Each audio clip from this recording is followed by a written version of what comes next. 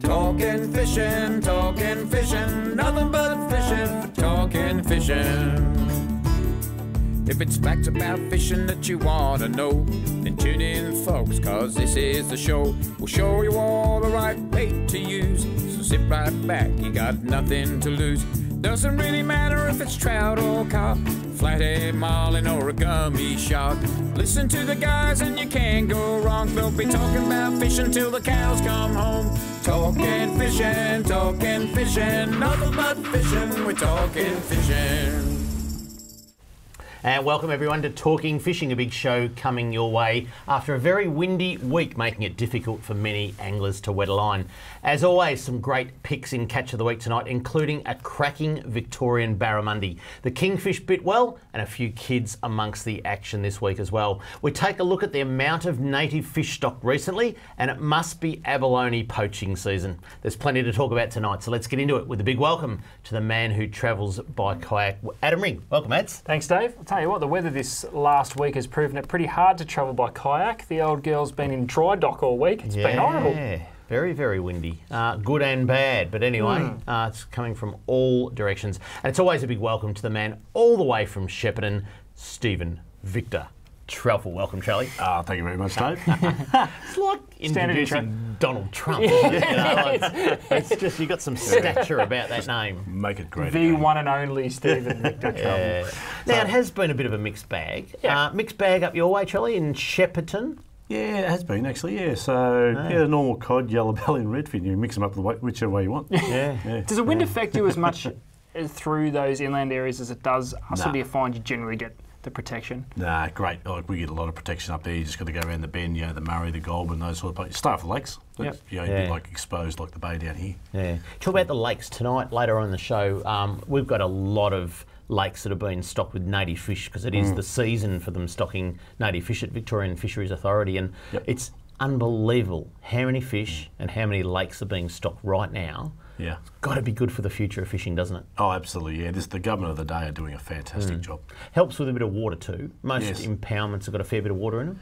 Yeah, we're pretty good up our way. Looking at Eld and those sort of places. And even the Murray system up the top of the Hume and Dartmouth and that, they've all got really good levels of water in. Buffalo, Ranga Basin, all those sort of places. Yeah, excellent. Adds also between the breaks in wind, some beautiful yellowtail kingfish being caught both in the Rip and also off Phillip Island at the moment. Yeah, I can't believe the kingfish season so far, to be perfectly honest with you, Dave, because we've had some crackers and we've sat here for the last 2 or 3 years and said just how good it is, and we say it's the best ever, but the fact of the matter is we have not seen a kingfish season like we've seen in the last 3 weeks for the size of fish. We're talking, 17.7 kilos, 12 kilos, 14 kilos, to the point where you hear people getting absolutely railed by big fish going, yeah, it's legit, it's not just the bottom. I was chatting with Matt Senior during the week and I said, gee, I hope it lasts lasts another month, and he said, you bet it will. We're in for some good fish. It's just looking good, knife jigs still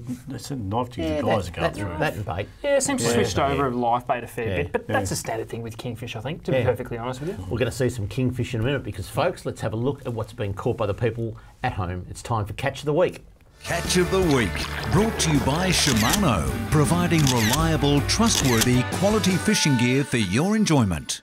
And let's kick it off with a yellowtail kingfish because Patrick Formica, I think that's how you say it, he wrote to me during the week and he said, thank you very much for the hotspot at Seal Rocks, because he went out there Wednesday, it was nice and calm, and he got his very first kingfish. Did what we said.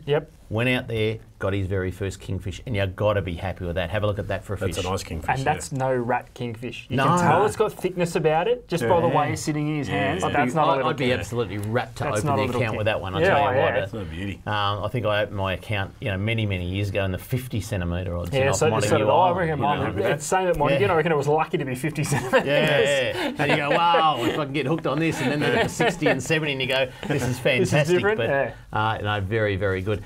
Let's keep looking at some yellowtail kingfish. These ones came from Cliffy Island, which is out off Wilson's Prom, if you like. Harry Sergio and Ben Clothier.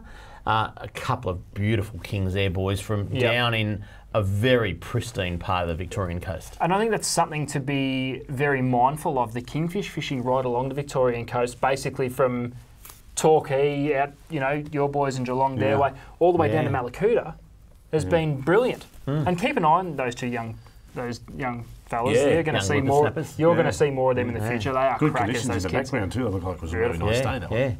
Absolutely. Now let's go to the western entrance of Western Port because it's always producing this time of year nice gummy sharks. And have a look at this one, Matt Jones, 16 kilograms of gummy shark. Thank you very much. Nice flake there. Would it be fair to say that gummy sharks have quickly become the most underrated species in Victoria? Remember when gummy shark season was huge? And the last 2 seasons, the gummy shark fishing's been ridiculously good. Yeah. And we just don't give it the time it deserves. Oh, no. We get hung up on snapper season being a little bit average and whiting's been That's what the trophy gummies have fish been is, awesome. It's like, it's not a gummy, but the trophy fish is probably, like you say, it's the snapper. I think the number of people that go fishing for gummy sharks, because it's traditionally, I guess, a bit of a nighttime thing. True. A lot of anglers don't like going out in the night for the navigational hazards and so forth, or just being wary of the conditions at night. So it is a little bit hard, and it's not every angler. But I'll give you that. But those that do it in this current period we're in are finding great success. There's some really good gummies out there. That fish just there's proof, really. Let's mix it up a little bit out at Mud Island in the middle of Port Phillip Bay. The kids that got into the action on the weekend, Virginia and Indiana. Rube, a beautiful snapper and flathead there. Look at the size of that flathead. Flatty. Not every day you see a picture of a flatty that shadows out a snapper. Makes me weep. Look at those fillets with a bit of beer batter. Not too sure if that was Virginia or Indiana's going to take the bite out of that pinky, wasn't it? I know. Anyway, good to see the kids at it. Another kid, young Riley Watts, got out with Colin Dendel. They got some beautiful snapper off St Leonard's Trelly. Yeah. It's a nice snapper there. Been fishing very well down that way. It's been really good. Well, look, interesting. Again, not many whiting catches from around that capital of whiting in St Leonard's, but people are venturing out just that little bit deeper that you can do it at St Leonard's and catching a nice feeder snapper. So get some good reports. It's been good. Let's talk about the freshwater now. And Alan Bonisi got a lovely 47 centimetre redfin from the upper reaches of the Werribee River. Oh, that's a big Who red. knew? That's a great red. Hey? That is a cracking redfin. That 47 centimetre. Once you get to that 45 to that, they get big shoulders on them. A bit like a snapper, but aren't they just a beautiful fish for a photo? Yeah. I saw a little bit of footage during the week on social media of Devil Bend and a camera sent down. I don't know if you saw that. And there was just redfin, and they're all, the spikes were up, and all the fins were out, and everything. A school of redfin and some estuary perch around it. It was just absolutely magnificent footage, and they are thick in Devil Bend. And just a magic fish again. Little bit. I wouldn't say underrated. People target them quite consistently. Don't they? Reddies, Oh, up our way, it's a staple. We might talk about why they're going so well at the moment, Trelly, because it just seems that they are going so well, but not yet, because we've got to get through this. Okay. Zach Gayson, he fished at Moama and got his very first Murray cod. Congratulations, Zach. That is a cracker of a fish, and I'll tell you what, you're going to become a good fisherman, mate, with a good on you, smile like that. That's right. Got the hat on. Good photo. He's looking proud there. He's very first Murray cod. Now, Young Jack is another one. Young Jack got a yellow belly out of Lake Eildon, and Young Jack wrote to us. Now, let me just read you this, Trelly. Yep. Hello. Hello. Just seeing if you answer back. My name is Jack, and I went out to one of our secret spots in Lake Eildon with my dad down an arm we call Yellow Belly Alley. I noticed last week you had no reports on yellow belly in Lake Eildon. Every time we go, we smash the yellows. About 6 each time on $5 lures trolling. Ooh, is there such a place called Yellow Belly Alley? Well, according to you Jack, heard of it? There is. No, but I haven't. I haven't. So, well, Jack knows where Yellow Belly Alley is. Young Jack, keep that information under your hat, because that looks too good. Especially if you get them half a dozen at a time. Yeah, exactly. Yeah. Anyway, he reckons they're there all the time, so well what done. Lure too, Jack? So what lure are you picking on there? Yeah. And lucky last, let's head down to Hazelwood Pondage, the capital of Barramundi in Victoria. And Jay Waitley got a beautiful barra there, land-based of course, because it is open to land-based fishing only now. But that's a good barra in anyone's books, isn't it? Especially in Vic. Take it in. Lure? Not sure? Would have been a lure, I would have thought. Not too many people bait fishing there, so No. not really sure. But anyway, like yeah, it's pretty good. If you'd like to send in a pic of your catch of the week, this is what you have to do. If you want to be like me and have your photo on TV, email your fishing pic to info@ifish.com.au. And next on Talking Fishing, fisheries news, including all the info on abalone poaching season, right after this. Talking fishing. We know what you'd rather be doing. We know what you've really got in mind. We know you'd rather be out fishing. And today's the day you're gonna wet a line. 'Cause every day's a good day. Stop wishing. Every day's a chance to drift away. Drift away. Every day's a good day for fishing. See it down and tackle world today. Talking fishing, nothing but fishing, we're talking fishing. Live from the studios of Channel 31 Melbourne, it's now time for some very fishy news. Plenty of news again, and as I mentioned before the break, it is abalone poaching season is now open and well and truly underway, I can tell you. I'll tell you what, the headline is... So what's the catch of the week this week? Catch of the week. Catch of the week's 152 blacklip abalone. The headline is 2 men nabbed with 30 times the abalone limit. 2 Wonthaggi locals will appear in court after being apprehended by Victorian Fisheries Authority officers and Victoria Police with a commercial quantity of abalone. The 44-year-old and 46-year-old men allegedly took a total of 152 blacklip abalone while diving at a remote area of the Wonthaggi headlands. They thought it was remote. I think there was remote control things hovering in the sky. 152 is a lot, isn't it? Yeah, it is, yeah. I mean, that would take a fair effort to get off the rocks and all that sort of stuff. I could only eat 140 in a second. And you got your calculator out. What's that at, say, they're worth $20 each, say? $20 each. What's that? That's about... I didn't really mean to get a calculator out of the pocket. Well, that's over $1,000, isn't it? On the black market, they're probably getting a little bit more. But anyway, and we've got a photo, I think, too. Abalone meats and associated dive equipment were located in the rear of a vehicle during an inspection by Victorian Fisheries Authority officers on Wednesday, the 21st of February, so it was only the other day. The vehicle, equipment and abalone was seized by officers at the time. Unfortunately, the abalone had been removed from their shells and were unable to be returned to the water. Isn't that sad? The pair will be summoned and will front court at a later date. And the abalone were put to a good use at the barbecue. I don't know, just made that up. What would they do with them? Well, you'd have to cook them, wouldn't you? You wouldn't like just let them go. They've got no shell. They can't swim anymore. You know? I don't know about that. I don't know if they swim with a shell on either. Anyway. You been out in your paddleboard again? Nah, not for a while. What is that? Well, I'm just wondering whether you've been out on your paddleboard. No. Because the next headline reads, stand-up paddleboarder netted. Thanks to the Good Samaritan who called 1-3 fish, an allegedly illegal netter has been caught out at Lake Tyers. Alleged. The Melbourne man, apprehended by Lakes Entrance Fisheries officers at 3 p.m. on Saturday, was allegedly using a 24.5 metre trammel net near Ironbark Island in the Nowa arm. He had allegedly been attending the net while on a stand-up paddleboard when officers found him. That'll be a hot spot next week. Is this for real? A bloke's out there having a paddle and he's got a net? You just love the... Bet you he's wearing high vis too. It probably clearly was. not the sharpest tool in the shed.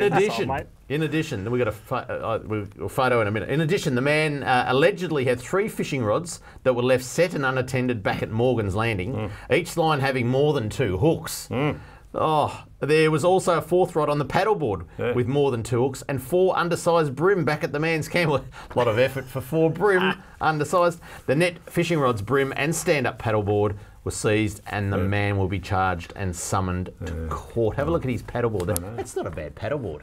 Can I just say the best thing about that whole arrangement is the two fisheries officers standing up with their catch. It's like the old, the county sheriff when they grab this massive load of cocaine, they're standing there with their guns, all posing out and all that. The two fisheries officers. Do you reckon they're leaning against their car, aren't they? Do you reckon they'll gun? I'll have it Saturday morning, Sunday. No, you make sure you bring it back for Monday when they've got an RDO. He was clearly in the wrong spot. He only had 4 brim.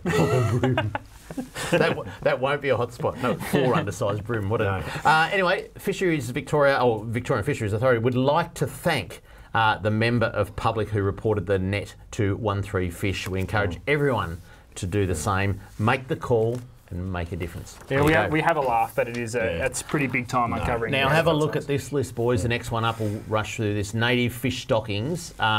This is the amount of stocking I'm going to show you on the screen that has been occurring recently of Murray cod, silver perch and golden perch. And I'm just going to read some highlights there. And I know you can't read that at home too well, but we will put that up on social media tomorrow. A couple of highlights. Eildon Lake got 38,000. These are Murray cod. Goulburn River, 159,000. Gunbower Creek, 100,000. Midda River, 20,000. Charlie, is that right? Like up the top end of the Midda? I wouldn't have thought so to be down the bottom end because the top end runs into like Dartmouth, that sort of area. So does it run that way, does it? Pretty high up the Midda. Yeah, I know. Yeah. Anyway. That struck me as an interesting one. I had a sneak peek at the list too. Silver perch, how's this? Albert Park Lake, 18,000. Yeah, they're a waste of space, I reckon. Silver perch? Oh, they just on your line, take your worms.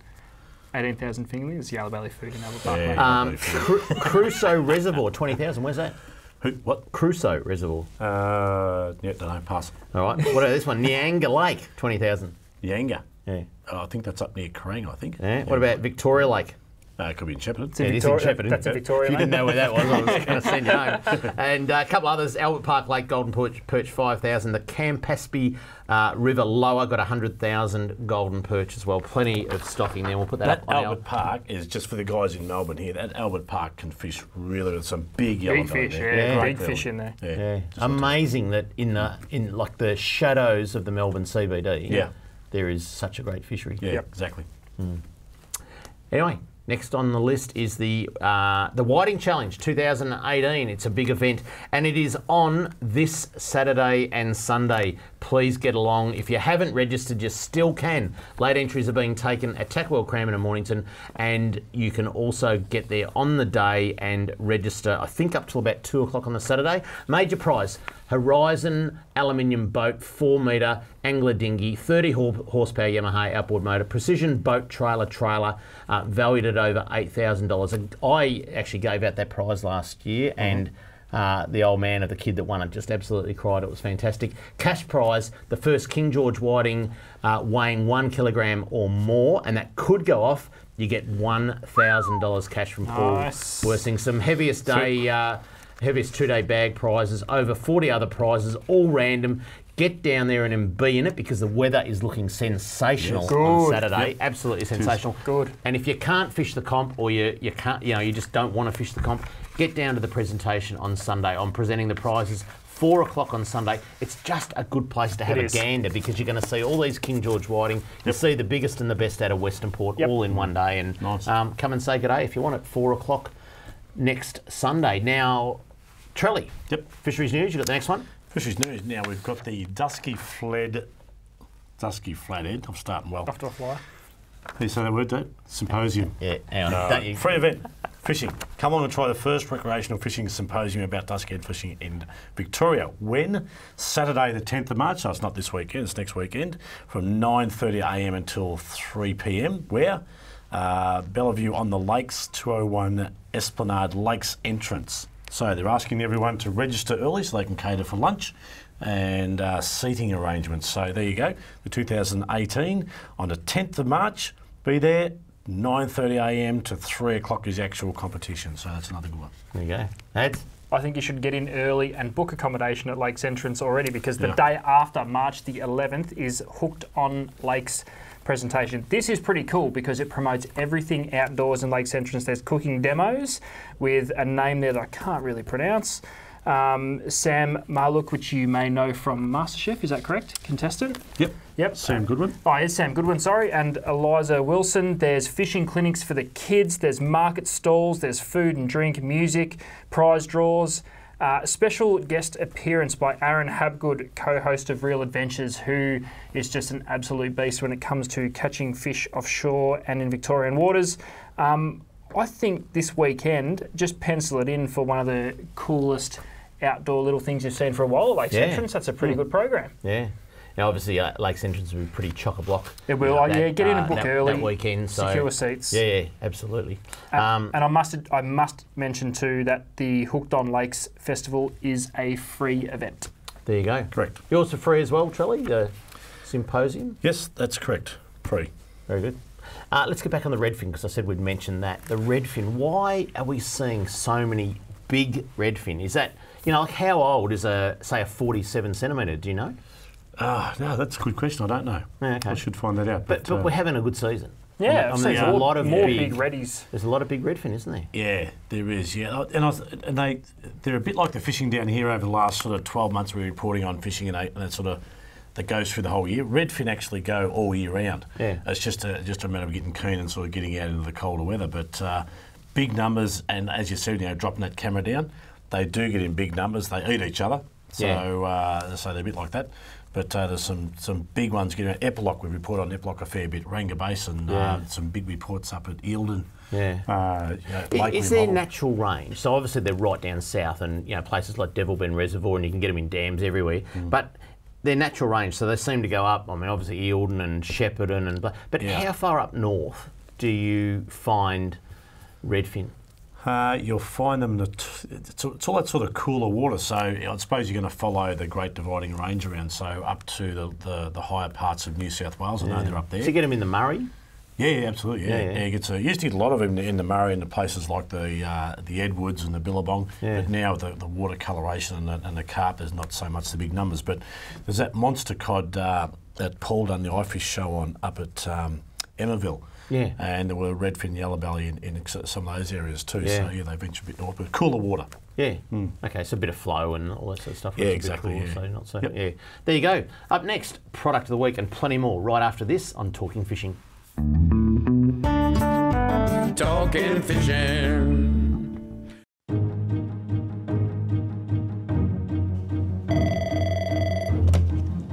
Good morning, spotters. Stephanie speaking.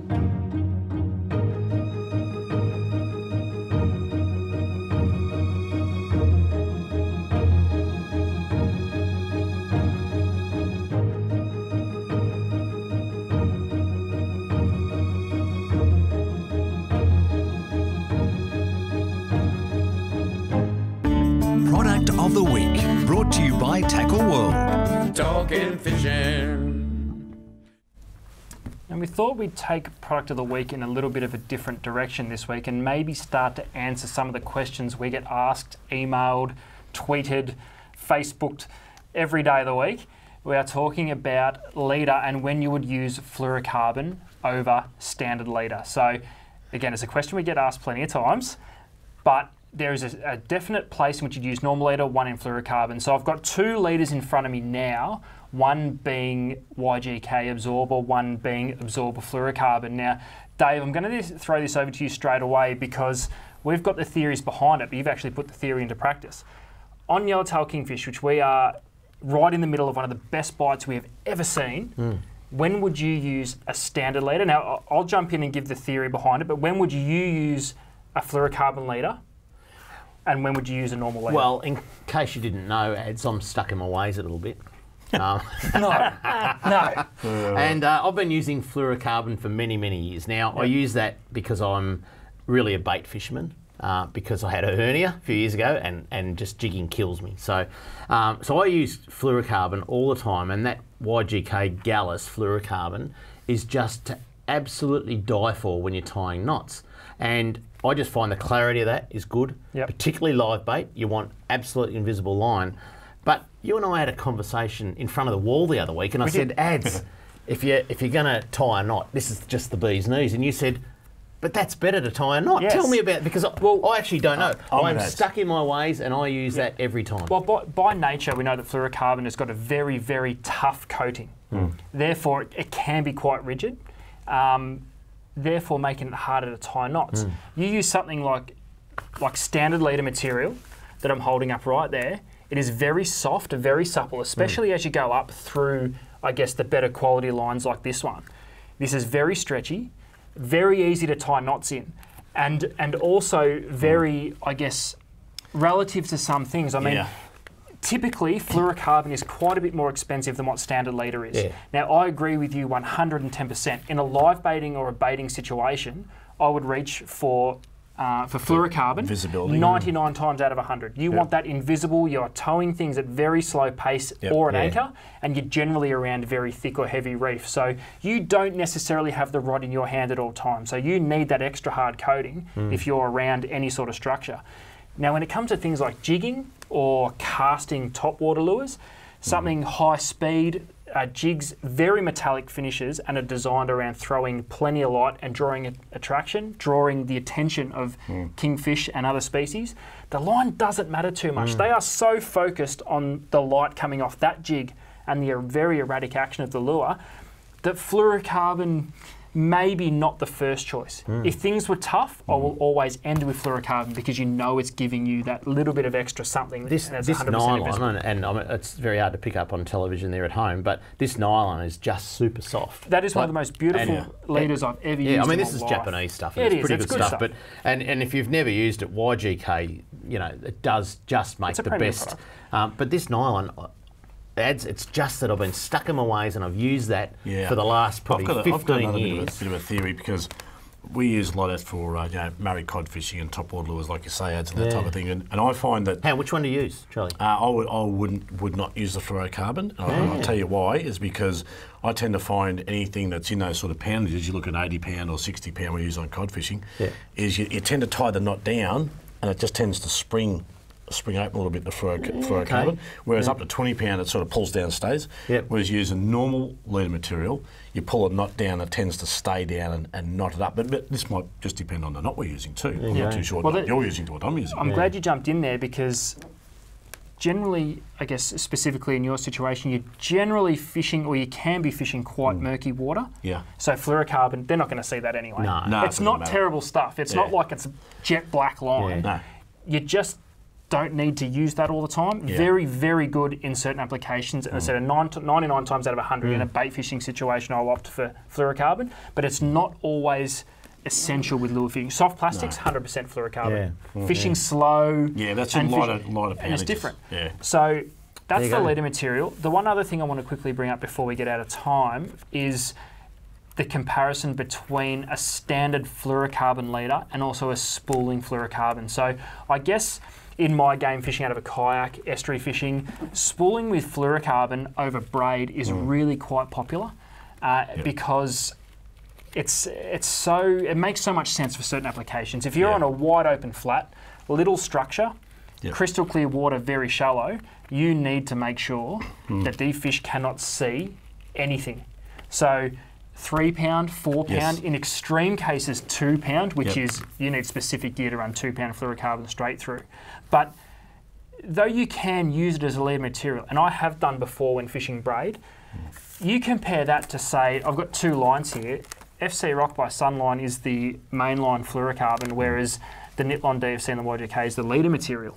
Again, a lot denser, a lot thicker. You try and spool a reel with that, and you will throw it away in seconds, I guarantee it. Because of that hard layer, that hard coating, it wants to spring off the spool. Nothing more annoying. It's crazy annoying. Now, the one thing I want to throw you, we know in an estuary situation for brim, bits and pieces, that's no worries. How many people are using a straight-through fluorocarbon for yellow belly? Does it happen?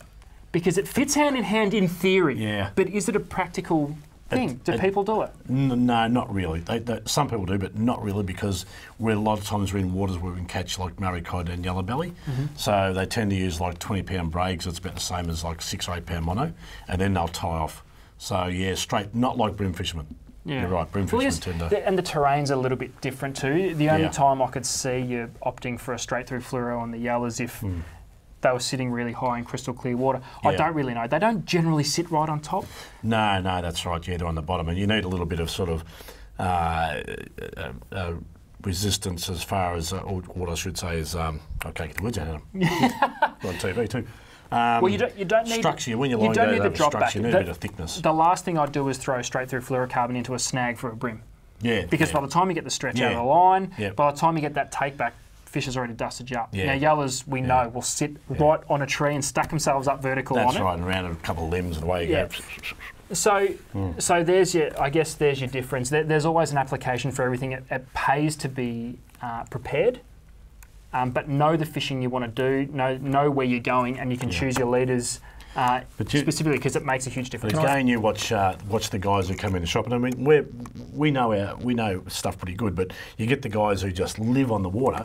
They will come. You watch them; they'll go to FC Rock. You know, if they're like. I was just going to say one tip. Brian Rinaldi's a very renowned fisherman, and his son Simon is too. Yeah. Brian's had a bit of trouble with the whiting this year, and his mate was catching a few, and he said the only difference is he spools his reel with this. Yeah. A tip for those that are fishing in the whiting challenge this weekend: spool your line with this and have a go at it. Yeah, because, I'm glad you brought that he up. reckons it's made a difference. We're running out of time, so We're I'll running out let of time that because we've got to get into something else. But that is a good thing for whiting, definitely. All right, boys, we're going to head out to the west of the state because out at Rocklands Reservoir, which is the newest established native fishery, Yes. the Victorian Fisheries Authority went out to a few of the local businesses around Horsham, around that area, around out at Rocklands, just to hear what they think about creating a native fishery out at Rocklands Reservoir. Have a look at this.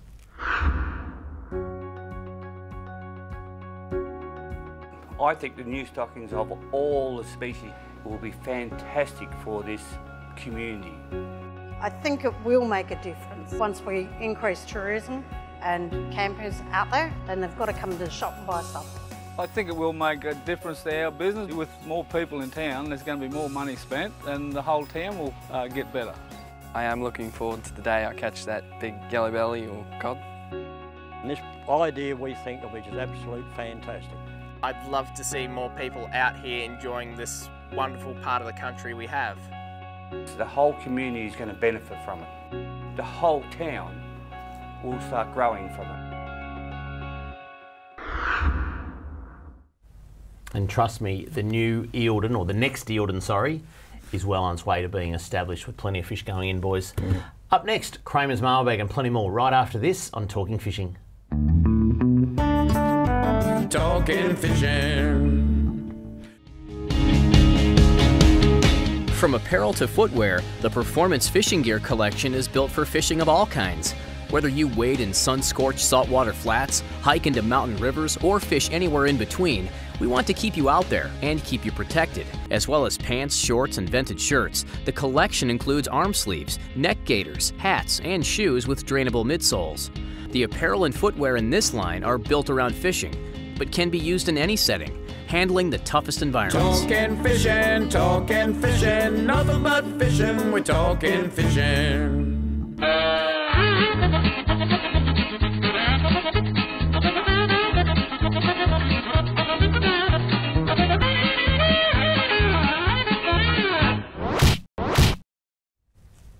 And plenty of mailbag this week, but just before we go into mailbag ads, we're looking a bit like Michael Jackson here. You talked about these last week. You said the sleeve, and I just brought a couple in because I thought we'd just talk about them. They're made by Columbia, and people are going, what the hell, why would you wear that? If anyone watched the Australian Open, Nick Kyrgios wore one for the entire tournament, and it's got that Omni-Freeze technology, so if you get it wet, it actually keeps you really, really cool. So I'll pour some liquid on you. Really See, that didn't flinch. Fill that up. Anyway, the old sleeves by Columbia. I tell you what, if you are up in the Northern Territory, you just want to wear a t-shirt or something like that, whack these on because it'll keep your arms Keep you cool and protected. Yeah, there you go. I like it. All right, mailbag. Hi guys, Tim writes.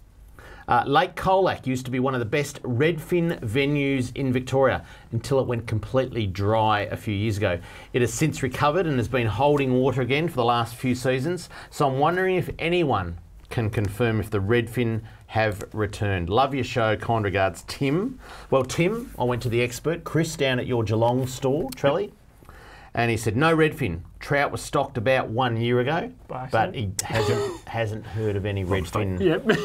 So anyway, there you go. So that's Colac. Yep. Mark Paulson. If you Paulson. want to put some in there. Oh, you shouldn't do that. No, I don't think you're allowed. No. Mark writes, hey guys, are you selling the stubby holders? Well, no. Not yet. We only had 3, mate. Not yet. In the car park. And as Kevin yells in my ear via Jack, yes, we will get some. So stay tuned on that one. Archie Toure, he writes, where can I find the videos on the Columbia shirts? Columbia.com? Yeah, Columbia's main website. It directs you to an American website. Have a look under all their technologies and bits and pieces. It's mind-blowing. I don't know whether we put them up on our social media last week, the videos. No, we should do that. We'll get onto it. Yeah.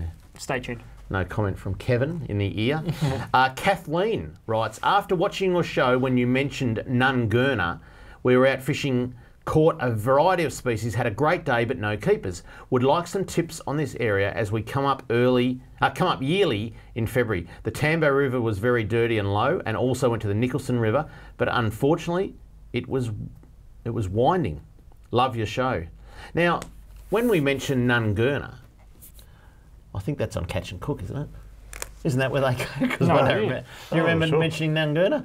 Neither do I, Kathleen. Got no idea. But you did mention the Tambo. Yeah. Generally speaking, a rough guide to trying to tackle it, because they can be daunting places, especially when you're not fishing well. Yeah. If it's low and dirty, head down towards the entrance of any river. Yeah. My biggest tip. Yeah, If you pushes them out, doesn't if it? you get to the Tambo and it is low and dirty, head down towards the lake. Either fish the lake proper or fish the start of the brim. Brim. Yeah, your friends. Pilchard with multi hooks. Stick in the bottom. But yeah, it's not the same rig as Mulloway. Yeah. Tim writes, hi David, Adam and Trelly, please find out from the authorities why the Point Wilson Pier is a no-go zone. The pier is not used, is in derelict condition and has a 300-metre exclusion zone. Fishing out of Clifton Springs, this would have to be the best fish attracting structure in the area. At the Springs Boating Harbour, there are no signs advising of this exclusion zone. The signage on the pier cannot be read from 300 metres away, and it is a no boating zone. Go figure. The signage on the pier cannot... Oh, I already said that, didn't I? The security guard at the pier is overzealous, reporting and taking boat registrations for on-the-spot fines. And I believe last summer, the water police were even booking fishermen for motoring through the exclusion zone. The pier would be great habitat for kingfish and big snapper, but we can't fish it. I want to know why. Please push for it to be opened up to the fishing fraternity. Well, good question. No, I've done the research. Oh, stop it. Chris, he says the Point Wilson. Chris from Trellies in Geelong. The Point Wilson Pier, also known as the Explosives Pier, is a naval waters. Is in naval waters, and it does at very rare times get used. I think it used to be used for unloading shipments of gunpowder. We'll double check that though. He is right. There is no signs advising of a no boating zone at the boat ramp, which would be a smart move. Well, people who run boat ramps aren't that smart in Victoria. The boundary exclusion zone has yellow marker buoys from memory, but I don't think they say what they're for. The authorities are red hot on policing this area. That's from Chris. And then the Victorian Fisheries Authority, they got onto this as well. Because I tell you what, they all seen Kramer's mailbag. And Anthony Forster kindly gave us some information that the Point Wilson waterside infrastructure remediation project is well underway. The primary objective of the project is to economically return the Point Wilson's explosive area waterside infrastructure back to operational status to resume explosive ordnance importation activities. In other words, they're going to bring bullets in. That's right. And unload them on the jetty. But the diversion usually works. So some fireworks off Cunningham Pier while you sneak over and fish the explosive. I'm tipping Tim that all the lobbying in the world will not change the Defence Force's mind. No. We can't touch too much. No fishing still. Rod, he writes, here's one for women in fishing. My wife Leah, has obtained her boat licence yesterday. She now tells me with conviction everything I need to know. She's still in training for the back-off at the yet-to-be-determined date, but I reckon I'll have her right by then. Well, good plenty of mail still coming in about the back-off. We are going to have Tony Tardio from 3AW News. He's going to come down. We're going to have a whole lot of females back their trailers down the ramp. We'll probably go to Patterson River, I think. We will pick a date, but we're just a little bit busy at the moment, and as it is the season. And as soon as we get through this, Yeah, it's going to be a good thing. I reckon about first or second weekend of May. Let's make it around then. Yeah. First or second weekend in May, we're going to invite all females and their boat trailers and their boats down there. Tony Tardio will cook the barbecue. Tony Tardio will have a race backwards to launch a boat. We'll commentate. Yeah. Can we take the bar? We can take this down. Yeah, sure. All right, anyway, Rod, tell you off Lee, she's on. She's in the comp. Mark writes, David and boys, can you tell me which situation is best to use star, bomb, snapper, ball, bean, barrel and spoon sinkers? Love the show. Keep it up. We don't like your new set. So what about a boat set? Something to think about. He doesn't like our new set? Oh, how about we don't answer this question? We've got to save that for the third instalment. We'll be sitting out the back of a half game boat. Yeah. Best application for a bomb. The thing I like about the bomb is it's got a swivel in it. Yep. So highly tidal areas, really good. Really good. Star sinker. Surf anywhere where high current, high surf. As much. That's right. Needs to hold. Ball. Ball's just anywhere universal. Yeah. So piers, jetties, rivers, lakes. Yeah. Roll along the bottom, get snagged. Bean. When you run out of balls. Same deal. Yes, 100%. Holds the bottom a little bit better than the barrel when you run out of balls and beans. And spoon when there's nothing left. Let's face it. No one knows what a spoon sinker's for. There you go. If you'd like to write into Kramer's mailbag, this is what you do. Send your mail to Kramer's Mailbag, PO Box 734, Patterson Lakes, Victoria 3197, or email kramer@ifish.com.au. That's the best question we've ever been asked on this show. It is, isn't it? Because it is confusing. There's so many different types of the same thing. Boys, just quickly, back on young Jack, he said that he has Yellow Belly Alley. Yep. Have you guys got a place anywhere that you can guarantee any time of the year, any time of the day, you can go somewhere and catch a fish? Yeah. I know I'm putting you on question without notice. I do, and it's so boring because it's the most generic place of all time. Yeah. Balcombe Creek. Yeah. I reckon I don't think I've ever been there for any subsequent amount of time and not caught something. Really? There you go.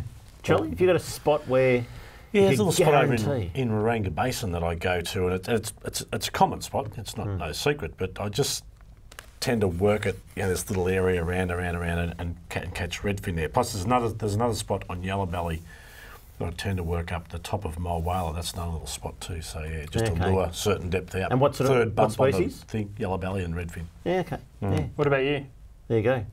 I would have said one, except that you went there 2 weeks ago and didn't catch anything. But I would have said the flats at Narooma. Oh, yeah. We caught stuff. For yellowfin whiting. Yeah, we didn't catch whiting. It's a place where they are always, year-round, on nippers. Anyway, they're yelling in the ear. Coming up next, this week's Hotspots. We can't be late on this break. We'll be back shortly on Talking Fishing. Talking Fishing. G'day. Callan here from Paul Worson's Tackle World Cranbourne. Supercharged batteries have been supplying maintenance-free marine batteries since 2001. The Seamaster Gold range is second to none, delivering superior starting power and reserve capacity. No need to top up with water, truly a fit and forget battery. With up to 2 years replacement warranty, you know you have quality. Your battery is your lifeline. Without it, you're dead in the water because it's bloody hard to push start. I've got a Seamaster battery in my boat. Make yours a Seamaster Gold today. Talking fishing, nothing but fishing, we're talking fishing. And now the segment you've all been waiting for. Hotspots, brought to you by Seamaster Batteries. Make yours a Seamaster Gold today. And welcome back to Talking Fishing, boys. Sorry to interrupt your drinking with a television show, but anyway, I tell you what, the hotspots are going to be hot this weekend because we have got some sensational weather coming up Friday particularly and Saturday. Sunday the wind blows a little bit, but not too bad. But the first one, boys, is going to be very, very busy. The Rip, yellowtail kingfish. Yes. There are going to be people everywhere. This Friday, I think people will probably take the day off just to get down there. It's been blowing for about 10 days straight and a couple of little breaks, but the Rip, I feel, it's had a bit of a mix-up. Bit of turbulence. Generally means good things, doesn't it? Yeah. The bait will be congregating nice in there. The only thing that's got against it is a full moon, I think, on Thursday or Friday. Okay. Could be Thursday, I think, the full moon. But anyway, that's the only thing that's against it. Someone throw a bag Oh, over a couple of days after, you'll be A couple right. of days after might be all right. You'll be right. So it will be big, the rip on Saturday. Friday and Saturday. Saturday in particular, Saturday I guess. with the moon. I don't know why the Port of Melbourne don't cancel all the ships. It's good weather. Keep them out. Make them do circle work. The other They make Sunday, planes do circle work. Make the ships do circle work. Circle around until the kingfish bites off. Right. Yeah. The amount of ships that come through the other Sunday was just absolutely ridiculous. But anyway, boys, the second hot spot is really good around the full moon. the Rye Channel for gummy sharks on the other side of. Well, there you go.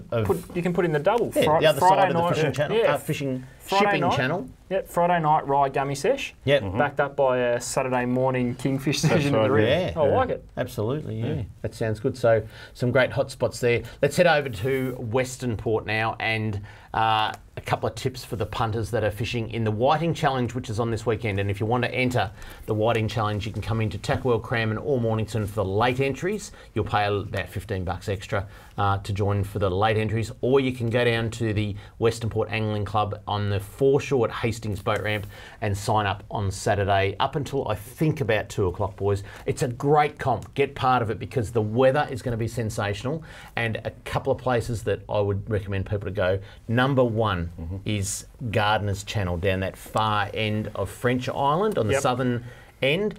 Sit in the entrance there, particularly if you've got a run out tide. The King George whiting, the bigger ones will be sitting there. Yeah, these nice little back channels like Gardeners are going to come into their own over a comp weekend and good weather. There'll be plenty of boats on the water, and those whiting will start poking up into those haunts. I like it. Absolutely. Now, if there's ever a chance to catch a 1 kilo or bigger whiting, this year's got to be it. Now, I know it's been a tough season. A lot of people are saying we just can't find the fish. And, you know, scientist Greg Jenkins, Dr. Greg, Professor Greg Jenkins. Professor Greg Jenkins, he said when those fish reach 4 years of age, they'll go out into the ocean to spawn. And I reckon most of them have. That's why we're finding it tough. Now, they were in the bay up until about November because we saw some pretty good catches. Now we're not seeing a lot of those fish. My tip, big fish, Cat Bay, get them going on the pippies. If you get a couple, put down half a pilchard. Half a pilchard. And I know Paul went down, he went down and filmed an episode of iFish about a week and a half ago off Seal Rocks looking for kingfish. Good old Tom. He's not watching because he's overseas. But Tom got seasick and he just said, I need to hide somewhere. He went into Cat Bay and got a 48 centimetre whiting. So if you're going to catch a big one, Cat Bay. Bait of choice adds in Cat Bay because it's very clean, good water. To me, you'd want a fair bit of scent, some fresh squid, fresh cuttlefish caught on that day. Yeah, plenty of moisture. Bit of pippy with that. You've got to have in that tidal week. Got to have the cuttlefish or squid strip over the top. I'm telling you, if those whitings start going, do yourself a favour, spare one rod and put half a pilchard on it. Yeah. That's those big whiting are going They'll to take eat. A pilchard, won't no they? worries at all. I've seen it too many times before. Yep. Number 5 on the hotspot list this week is, I've got a little tip off the bloke out the back in the camera room. He said, the upper reaches of the Hauka River, even though it's low, are fishing sensationally for trout, browns and rainbows. A good mix. They're not big fish, but plentiful, he's saying, in the upper reaches of the Hauka River. That was one of the hot spots when we went to the trout conference, wasn't it? It was. The top of the Hauka. Great recruitment. And we've been getting some great reports in the shop, and a lot of those high country sort of streams have been pulling some magnificent fish out of just little holes. So the Haukas, and if you're a deer hunter, there's plenty of deer up that way too. Fly fishing. If you're into your fly fishing, now's the time, isn't it, too, to get up there? But spinners, but even spinners or a little hard body will do. But just a fly fisherman's paradise, and where we're talking is right up past all the huts, past Sheepyard. So it's a good walk. And it's worth it. And it's where they filmed that first episode of A River Somewhere. So sensational little river. All right, lucky last.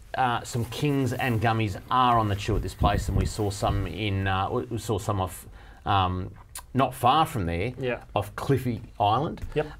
All around the Promise, fishing very, very well. But out of Port Welshpool, it is the home of kingfish and gummies this time of year, isn't it? Yep, and the kings have been good size too. We saw the young fellas with a pair of good fish there, and we've had a few more reports over the week too. Guys out from Welshie doing quite well. So, little jigs. Navigational tips for down that way, because it can be a little treacherous down there with a high-low tide, can't it? It can. I haven't fished that that very often, so I'm not going to say I'm an expert in it, but we do have some great weather. I'd say Friday and Saturday be the days to fish it. So it'll be very, very calm conditions this Friday. Get amongst the trolley. Good. Yeah, and it's often one of those places where you get a bit of surface action too. Yeah, you do. Kingfish. Yeah, definitely. More than what you get mean, down here. Yeah, I more than what you get you down just don't here. see them in the rip anymore. No. The surface. I mean, obviously the salmon you do, but Port Welshpool and out of there you do see some pretty good kingfish action, and it's probably more to do with the species of bait that's there. True. That they can push up bigger baits and get them on the surface. So,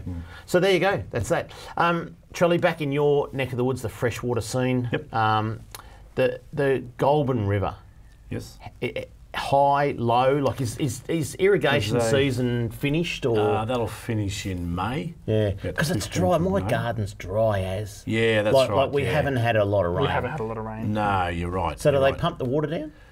They do. They're putting a little bit of a flow down at the moment, and the Goulburn's running a little bit high. But the beauty of this time of year, exactly what we're talking about, these dry conditions, is that the river's actually running really clear.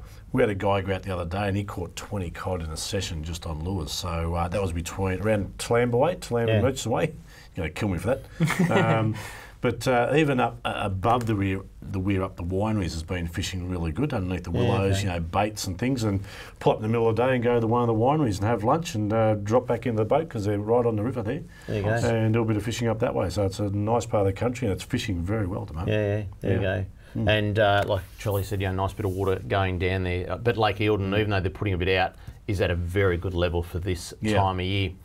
That's it for Talking Fishing. We hope you enjoyed the show. A pretty good weekend coming your way, as I said, and hopefully a very successful weekend for the 2018 Whiting Challenge. To all the competitors, good luck with your fishing. To anyone interested in coming to see what a great comp it is, I'll see you there this Sunday at 4 p.m. at the Western Port Angling Club in Hastings.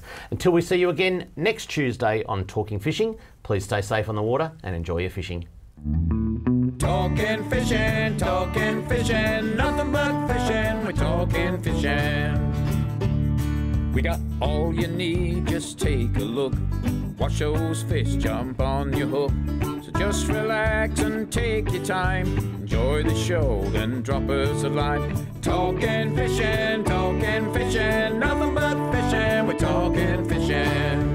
Talking fishing, nothing but fishing, we're talking fishing. Talking fishing. Have a good weekend, Mr. Walker. You too, son.